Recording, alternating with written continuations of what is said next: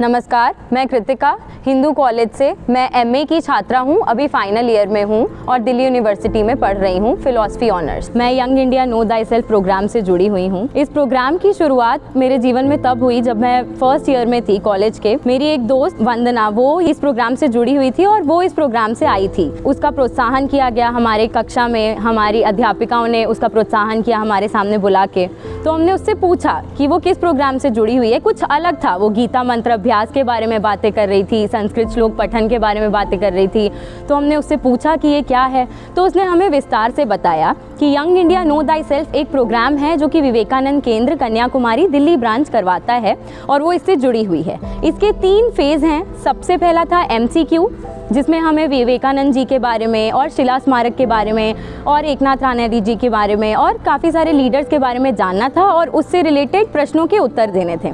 तो ये time limit में था और ये पहला फेज़ था। इसके बाद था ओरिएंटेशन, जो कि था दूसरा फेज़, जो कि विवेकानंद केंद्र दिल्ली ब्रांच हर संडे ऑर्गेनाइज करवाता है। एक डेट दिया जाता है, जिन लोगों ने MCQs दे दिए उन्हें फिर इस ओरिएंटेशन में आना होता है। ये 4 घंटे का प्रोग्राम होता है और इसमें हमें एक झांकी दी जाती है कि आगे चल के तीसरे फेज़ में क्या आने वाला है। तो इसमें काफ़ी सारे रोचक गेम्स थे, खेल थे और कई तरीके के डिस्कशन थे, नाटक प्रस्तुति थी और ये सब कुछ कहीं ना कहीं हमारी संस्कृति से जुड़ा हुआ था, जो कि शुरू में ही जिसने हमें रुझा लिया कि आज के इस वेस्टर्न सिविलाइजेशन, ये जो वेस्टर्निटी ज़्यादा डोमिनेट कर रही है लोगों में, उसको कैसे हम अपनी संस्कृति की तरफ लेकर आएँ। तो इसका तीसरा फेज़ था 5 डे रेसिडेंशियल कैंप, जहाँ पे हम सबको साथ में रहना होता है, जिसके बारे में अभी हमें ज़्यादा पता नहीं है, लेकिन थोड़ी बहुत झांकी हमें सेकेंड फेज़ में ही मिल गई थी। तो हम फाइनली इस 3rd फेज़ में पहुँचे, जहाँ की 5 डे रेसिडेंशियल कैंप था और हमारा ये आंध्रा एजुकेशन स्कूल में हुआ था, ITU के पास। वहाँ हम पहले दिन गए, पहुँचे, काफ़ी सारी चुनौतियाँ आईं, पर जो सबसे ज़्यादा प्रभावशाली मुझे लगा वो था कि हम सब संस्कृतियों से जुड़े हुए हैं। चाहे वो खेल हो, सुबह का उठना हो, शाम का भजन संध्या हो, जो कुछ भी हो, हम सब अपनी संस्कृति से जुड़े हुए थे और हर माध्यम से हमें कॉन्फिडेंस दिया जा रहा था कि हम श्लोक पठन हो या बड़े बड़े लोगों के बारे में जानना हो, इन सबको अपने जीवन में भी अप्लाई कर सकते हैं। तो मेरा ये अनुभव था इस कैंप का और young India know thy self का। और अब मैं अपने दोस्तों से निवेदन करूंगी कि वो भी आकर अपना अनुभव शेयर करें कि हमने काफ़ी कुछ सीखा और काफ़ी कुछ समझा और संगठन के बारे में इम्पोर्टेंस मिली। तो अगला। नमस्कार, मैं सेजल दौलत राम कॉलेज की छात्रा। मैं BA कर रही हूँ, सेकेंड ईयर में हूँ और मैं भी young India know thy self programme से जुड़ी हुई हूँ।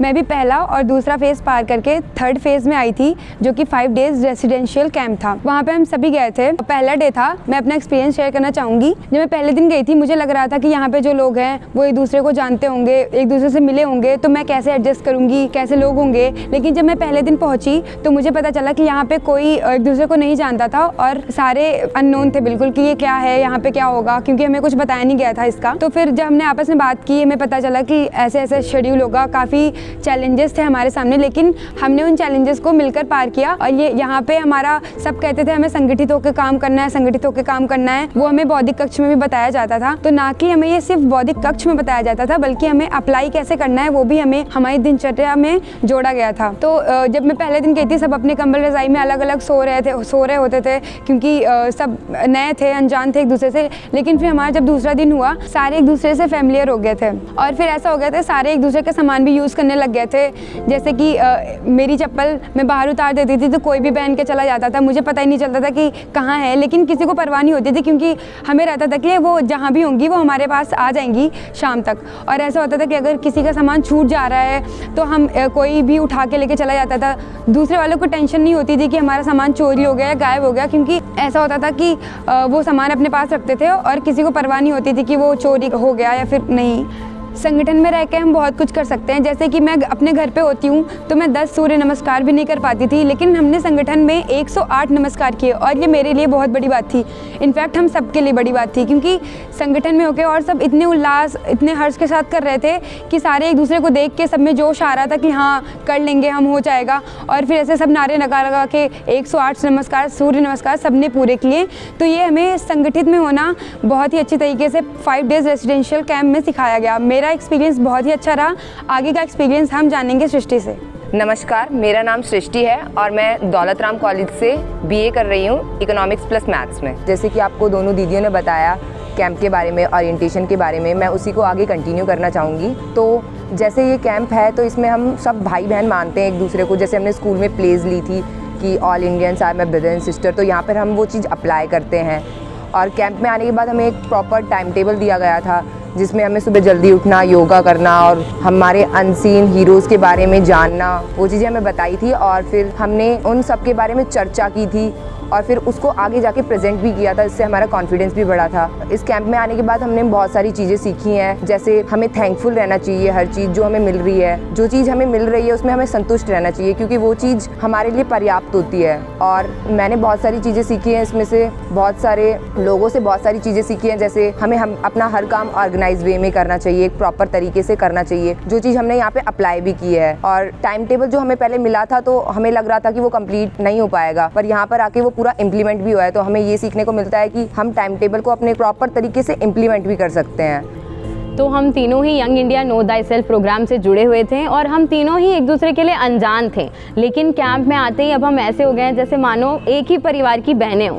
हमने काफ़ी कुछ सीखा इस कैंप से और हम चाहते हैं कि ज़्यादा से ज़्यादा लोग इन चीज़ों को सीखें। जैसे कि मैं चीज़ों के आने से पहले ही घबरा जाती थी उन चीज़ों से, लेकिन मैंने सीखा कि मुश्किलें कितनी भी बड़ी हो मैं डट के उसका सामना कर सकती हूँ। और इसका प्रत्यक्ष कैंप में ही लोग थे ऐसे जिनके जीवन में ना जाने कितनी अनगिनत मुसीबतें आई, पर उन्होंने डट के सामना किया और उन्हें देखकर मुझे पता चला कि जब वो कर सकते हैं तो मैं भी कर सकती हूँ। और जब वो 5 दिन का पूरा शेड्यूल हमने फॉलो किया तो मुझे रियलाइज़ हुआ कि मुझ में बहुत शक्ति है और मैं बहुत कुछ कर सकती हूँ, जो कि स्वामी विवेकानंद जी का एक सिद्धांत भी है कि हर किसी में इमेंस पोटेंशियलिटी है। मैंने भी इस कैंप से ये सीखा कि मुझे क्राउड फियर है, मैं लोगों के सामने बोलने से डरती हूँ, लेकिन मेरे दोस्तों ने मुझे प्रोत्साहित किया हर टाइम कि तू जा, तू बोल सकती है और एक बार ट्राई कर ले। तो फिर मैंने भी जाके वहाँ पे प्रेजेंट किया तो मुझे अपनी ये शक्ति पता चली कि हाँ ठीक है, एक बार ट्राई करना ज़रूरी होता है। तो मैंने भी ट्राई किया और मैं उसमें बोली तो फिर मुझे लगा कि ठीक है, मुझ में कॉन्फिडेंस है और थोड़ा बिल्डअप करने की ज़रूरत है। मुझे बहुत अच्छा लगा। मैंने इस कैंप से ये सीखा कि मैं जो टाइम टेबल बनाती थी वो फॉलो नहीं कर पाती थी। ज़्यादातर यही होता था, टाइम टेबल बना लिया, एक दिन फॉलो किया, दूसरे दिन वो फॉलो नहीं होता था। पर यहाँ पे आके जब हमने वो इतना पूरे दिन का टाइम टेबल जो हमने फॉलो किया, उससे मुझे ये प्रोत्साहन मिला कि मैं भी जो टाइम टेबल बनाती हूँ वो फॉलो कर सकती हूँ। तो हम सब यही चाहते हैं कि आप सब लोग इसी कैंप से जुड़ें और आप भी सीखें, अपने आप को जानें, स्वामी विवेकानंद जी के सिद्धांतों को जानें और उन पे चलने की प्रेरणा लें। धन्यवाद। हम करें राष्ट्र आराधन, हम करें राष्ट्र आराधन, हम करें राष्ट्र आराधन, हम करें राष्ट्र आराधन। तन से मन से धन से, तन मन धन जीवन से।